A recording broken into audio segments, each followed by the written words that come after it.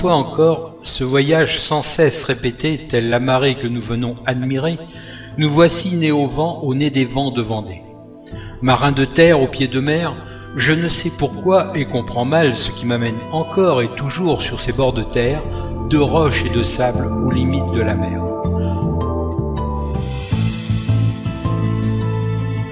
Sans foi randonnée, sans but autre que le bien-être du vent, de l'embrun et de cette certitude de la retrouver présente et mouvante, sans fin renouvelée et pourtant toujours aussi rassurante.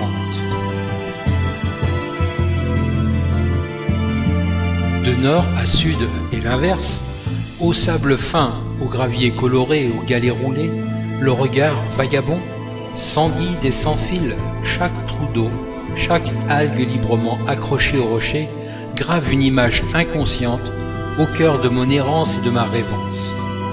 Mon œil, esclave de mes fantasmes, enregistre au bonheur de ma pensée par l'iode endormi une érotique fable océanique que le temps saura modeler. Puis, vague après vague, marée après marée, l'imagination révèle une histoire déjà écrite au creux d'un inconscient aux frontières inconnues. Serait-ce donc ainsi l'inverse de ce que l'on dit? Irions-nous par nos sens apporter l'énergie à notre essence et coller sur nos mentales errances de concrètes évidences?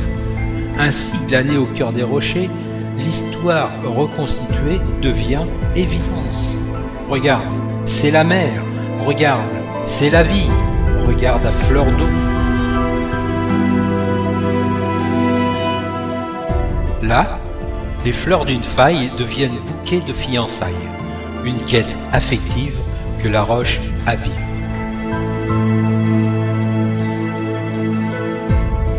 Algue rose devient elle, algue bleue serait lui. Un gars, une fille, sortent de leur coquille au gré des flots.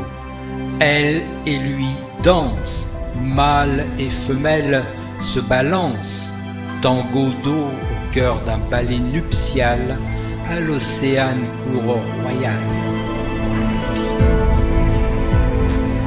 De cette roche plate suintent des vénules écarlates. Les graviers étouffettes verdoyantes gravent des griffes rayonnantes. Elle et lui, engorgés de lumière, réveillent une larme d'émotion biliaire. L'esprit de lui, électrisé de nerfs et de grilles sur un rocher tourmenté par la vague balayée, révèle les tensions cérébrales d'une naissante passion animale. Le cœur d'elle, au doux courant d'eau ruisselle. Veines effilées de sang vibrent sous le flux incessant, pourpre palpitation d'une amoureuse révélation.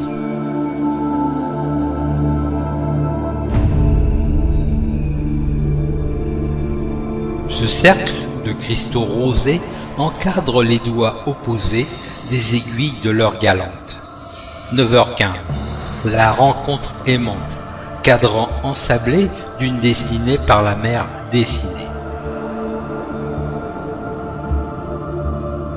Éclat de couleurs, mouvement de ferveur, galets, algues, sablons et coraux affolent les amants littoraux. Lui suit elle sous lui, excitant. Oh, la folle frénésie! Lui, amant frémissant, jouit de l'agréable titillement des marines excitations bigordaines et des frissons de goémon au parfum d'Éden. Elle, libre et offerte, en bord de plage déserte, révèle l'écrin des délices, bonbonnière gravière complice.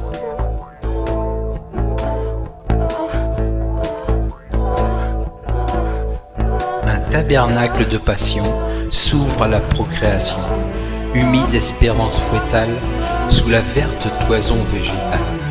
Toison aux portes de vie, regarde, la mer crée la vie, regarde, la mer porte la vie. À la croix de vie, le désir croît et s'assouvit. éclats d'un chant de jouissance, perle et s'écoule la semence. De la verte roche vibrante jaillit la tendresse aimante.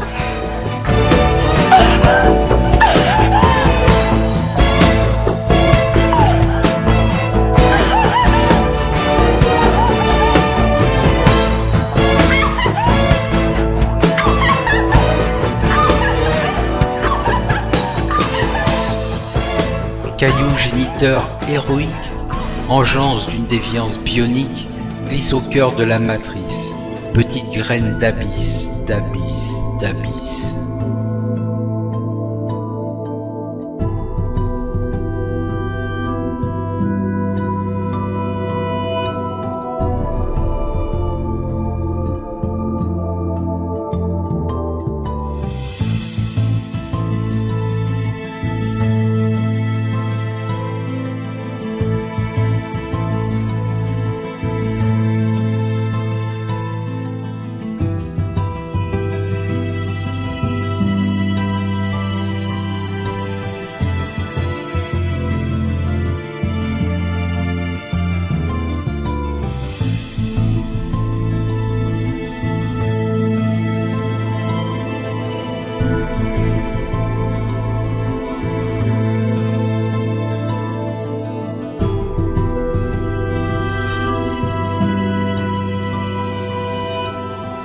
Galets d'embryons, voyageurs féconds, croient en niche profonde et façonnent la roche ronde.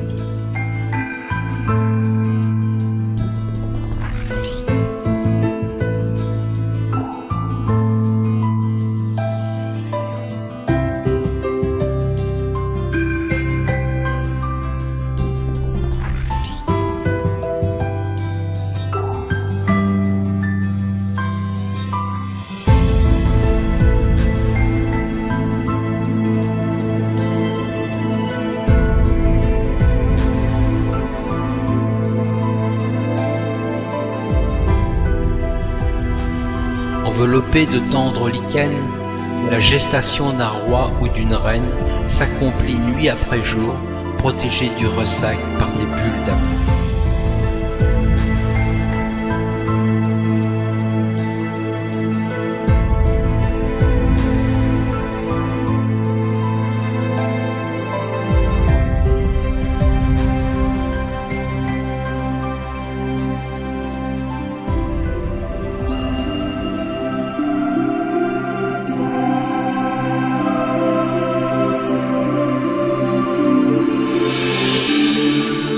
Fleur d'eau vient l'heure attendue au milieu de la prairie herbue. Le souffle court, fier, libérateur des angoisses marines du Créateur, accouche le fruit de la frénétique jouissance. La roche génitrice offre la pierre naissante, à l'œil curieux d'un amoureux de la vie, aux errances marines, à fleur d'eau de vie. Délivrance, délivrance, regarde, c'est la mer. Délivrance, délivrance.